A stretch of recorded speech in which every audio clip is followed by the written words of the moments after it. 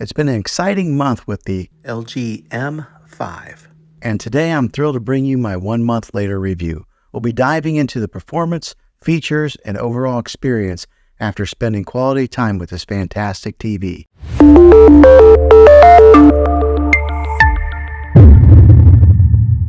Well, hey guys, Juan here. Thanks for stopping by my channel and checking out this video. So if you're watching this, I imagine you're in the market to buy this TV here, or maybe you're you have purchased it and you're looking to get some of the specifics on it. Well, after owning this thing for 1 whole month, I'm going to give you my review on this and give you the ins and outs of it, and if I think that this has been a pretty good TV after using it for a month, because I think that usually takes about that much time to really use a product to tell if it's going to be good or not. So let's go ahead and dive into some of the review portion of this, and then toward the end of the video, I'll give you my final analysis on if it's worth it after using it for a month. All right, so first off, it does have that UHD quality that's on the screen here. Right now, I just got like a picture that came on the display here, which is a really cool picture, by the way. But it does have the ultra high definition, and if you're gonna buy a TV, make sure you get one that is a UHD TV. I think a lot of the TVs that are coming out nowadays, that's kind of a standard, but make sure that you're looking for that specific name set, UHD TV. I think just because you're a future-proof yourself if you do buy a TV like that. It does have that 4K quality, that quantum 4K processor core that's inside this thing, which makes it really good whenever you are switching from maybe an app to opening up an app. With that quantum core processor that is built into this TV, it makes it pretty quick to pull up any kind of movie or anything that you're looking to watch. So let's go ahead and pull up one of the menus here. And LG does have a pretty fluid menu bar that comes up from the bottom here. And when you first get this TV, it does come pre-installed with all your major apps that you probably use. So it does come with Netflix, your Prime Video, Disney, Hulu, Sling, YouTube, Apple TV. Those are already preloaded in there. Now, when I say preloaded, they're on there, but you do have to download each one, but you download it one time. Now, those who may not know, you don't get that app. You got to have the subscription to that app, but they are on there.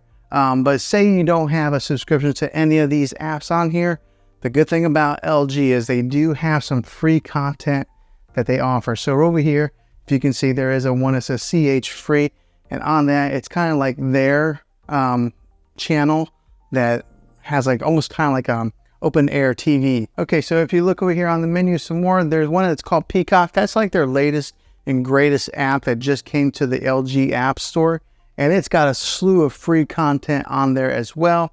It's got the Google Play Store if you are into that family there of the Google apps. It does have Vudu, Showtime, Stars, Redbox. Remember, we used to have to go buy or rent a DVD and then return to the Redbox store. Well, now you can just rent them right here on the app.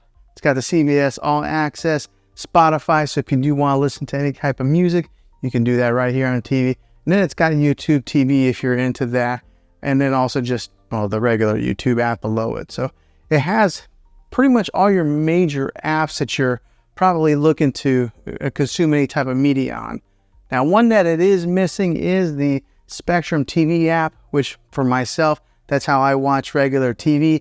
Unfortunately, Spectrum did sign a deal with Roku and Samsung, so their app only goes on those two platforms. So you can't get the Spectrum TV app on here, but I think that there's a whole slew of other options, and if you're looking to get any kind of like live TV media consumption. Now, after testing this TV out for a little bit of time, the one thing that really caught me by surprise is how loud it is. A lot of times I only have to listen to this thing, right here's the volume button, but I usually pull it up to about 18 is where I'm comfortable at listening to it. And I do have kind of a longer room here. 18 is plenty loud for me. So therefore, I don't really need a sound bar with this TV. That's just an additional expense. If you're wanting to save a few dollars, I think you'll be okay with that, because a lot of these TVs, the sound is just terrible.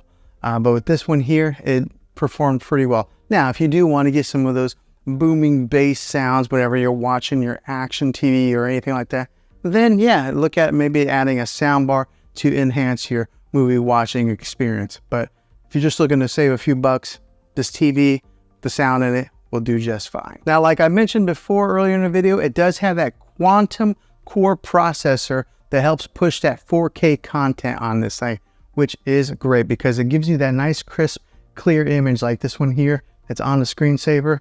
That quantum processor helps boost and makes those colors very vibrant and maybe reduces a lot of the noise that would be in an image. Therefore, it does also translate into video watch, giving you that really dynamic color that you're looking for. Also, with that quantum processor core, it upscales the 4K movie watching experience whenever you are watching any type of movies or TV shows that are broadcast in that 4K quality. And with that powerful processor that is built in there, if you are a gamer, it gives you that low input lag. So whenever you're playing any type of games that have first-person shooter games or anything that's like maybe driving or maybe sports games where the ball's flying through the air, because of that processor, you're going to get better clarity and it's going to be able to interchange with the motion of those games, giving you a very pleasant gaming experience. Now, another good thing with this TV is the thin bezel that is all the way around, making it really nice for your decor, because a lot of your TVs that are coming out nowadays, they try to go as thin as they can on those bezels. This one here does a pretty good job as far as being able to maybe match into your decor. Right now, I just have it sitting on top of a dresser. There are 4 screw holes on the back, so that way you could mount this on the wall if you wanted to. Now, let's talk about the back a little bit more and just talk about the inputs that it does have. Okay, so on the back of this thing, there is a USB input in case you're wanting to hook up any type of media player to it. It does have 3 HDMI inputs with that ARC HDMI in case you're wanting to hook up, one of your game systems like an Xbox or a PlayStation to this. It does have the ARC HDMI input on here also, giving you 2 other HDMI inputs. It does have an Ethernet port in case you're wanting to wire in your internet directly into this. And it does have your RCA jacks with all the color coded. And it does have that old-fashioned coax cable in case you're wanting to hook up an antenna to this thing and watch any live open-air TV. Okay, and just to give you a quick little look at the remote here, this is what is on the remote. It does have a built-in Netflix button. It's got a built-in Prime Video button, and then there's a movies button right here, so that way you can customize it. But it's got all your major settings buttons and everything that you would normally need. And the thing I like about it does have that push button feel versus having maybe a touchscreen, kind of like an Apple TV remote. So yeah, this is what the LG remote looks like. And if you are somebody who watches a lot of sports, it does have a 120 hertz refresh rate to help with that sports watching experience. So for example, whenever you're watching like soccer and they kick the ball up in the air, and sometimes you would see like a blur on some of those cheaper TVs. With this one here, because of that refresh rate, it's nice, crisp, and clear as it's going through the air. So if you're into sports watching, this would be a good TV for you. And on the smart end, it works for all your major smart devices. So it works with your Google Assistant, your Amazon Alexa, and Apple HomeKit. I ended up setting off my Alexa device anyway. So it does work really well with all your smart companies. The good one is Apple AirPlay is built into this. If you are an iPhone user, you're able to mirror your iPhone to this TV. And I did make a video on that, and I can put that in the description down below if you're interested in doing something like that. Now, I did talk about the audio earlier in the video, but this one does have a 2.0 channel when it comes to the audio, boosting about 20 watts of power. And it is a downward type of audio. So the good thing about it is this is mounted up a little bit higher than a lot of your TVs. And because the sound does point downwards, it bounces off like that and goes into the direction of where you're watching, or maybe bounces off the wall and kind of helps project it out. But it is plenty loud for you. And then just to give you the weight size of the TV, it's a 24.9 pounds.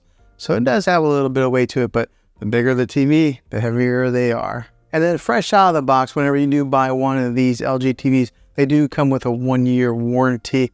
I've never really had to use any warranties on my TV, and I've never bought any extended warranties myself. That's just me being an average consumer. Okay, so would I recommend this TV after using it for 1 whole month? I think that if you are using it in maybe a spare bedroom or using it for gaming, I think that it would be a great TV for those situations. As far as maybe making it your main TV in your living room where you got a bunch of people watching it, I think I would probably upgrade to something a little bit better. But I think for the average person that is watching it in a spare bedroom or gaming, this would be a good TV for you. So maybe this video was helpful to you. Hopefully it was. If you are looking to buy this thing, I'll have a link in the description down below. If this video was helpful, go ahead and click a thumbs up on it. Go ahead and subscribe to my channel. I make tech videos all the time, and I'd love to have you back in the next one. Take care.